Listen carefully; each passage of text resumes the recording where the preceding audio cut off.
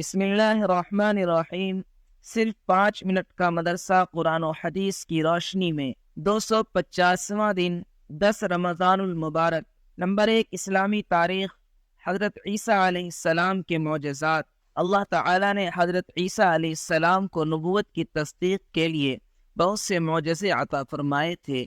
مثلاً بغیر باپ کے پیدا ہونا، پیدائش کے بعد ماں کی گود میں ان کی صفائی بیان کرنا، مردوں کو زندہ کرنا، اندھے اور کوڑھی کو اچھا کر دینا، مٹی سے پرندہ بنا کر پھونک مار کر اڑا دینا، لوگوں کے گھر میں رکھی ہوئی چیزوں کا بتا دینا، ان کی دعاؤں سے آسمان سے دسترخوان کا اترنا، زندہ آسمان پر اٹھا لیا جانا، قیامت کے قریب دنیا میں دوبارہ تشریف لانا، یہ وہ معجزات ہیں جن کی شہادت قرآن پاک دے رہا ہے۔ جب حضرت عیسیٰ علیہ السلام نے لوگوں کو توحید و ایمان کی دعوت دینی شروع کی تو آپ کی محبت و عقیدت اور قبولیت میں دن بدن اضافہ ہوتا جا رہا تھا، مگر یہودی قوم اس دعوت و شہرت کو اپنے لیے بڑا خطرہ سمجھنے لگے، اس لیے انہوں نے بادشاہ وقت کو اپنا ہم خیال بنا کر قتل کرنے کا منصوبہ بنایا۔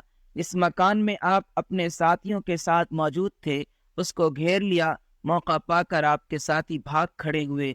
اللہ تعالیٰ نے اپنی قدرت سے حضرت عیسیٰ علیہ السلام کو آسمان پر زندہ اٹھا لیا اور ایک یہودی کو آپ کا ہم شکل بنا دیا، جس کو ان لوگوں نے پکڑ کر سولی پر چڑھا دیا اور یوں سمجھا کہ ہم نے عیسیٰ علیہ السلام کو ہی سولی پر چڑھا دیا۔ نمبر 2، حضور صلی اللہ علیہ وسلم کا معجزہ، دعا کی قبولیت۔ حضرت ابو ہریرہ رضی اللہ عنہ نے ایک دن رسول اللہ صلی اللہ علیہ وسلم سے عرض کیا، میں آپ سے بہت سی حدیثیں سنتا ہوں لیکن بھول جاتا ہوں، تو رسول اللہ صلی اللہ علیہ وسلم نے فرمایا، اپنی چادر پھیلاؤ۔ میں نے اپنی چادر پھیلائی تو آپ صلی اللہ علیہ وسلم نے ہاتھ سے ایک لپ اس میں ڈالا اور فرمایا، اپنے بدن سے لگا لو۔ میں نے اپنے بدن سے لگایا، اس روز سے میں آپ صلی اللہ علیہ وسلم کی کوئی حدیث نہیں بھولا۔ نمبر 3، ایک فرض کے بارے میں، نماز کا درجہ۔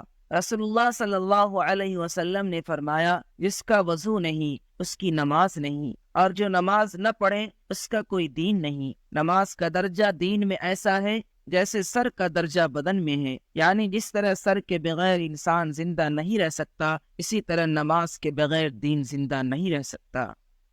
نمبر 4، ایک سنت کے بارے میں، شب قدر کی دعا۔ حضرت عائشہ رضی اللہ عنہا نے عرض کیا، یا رسول اللہ، اگر مجھے معلوم ہو جائے کہ شب قدر کون سی ہے تو اس رات میں کیا دعا کروں؟ رسول اللہ صلی اللہ علیہ وسلم نے فرمایا، یہ دعا کرنا، اللہم انک عفو تحب العفو فاعف عنی۔ ترجمہ، اے اللہ، بے شک تو معاف کرنے والا ہے اور معاف کرنے کو پسند کرتا ہے، لہذا مجھے بھی معاف کر دے۔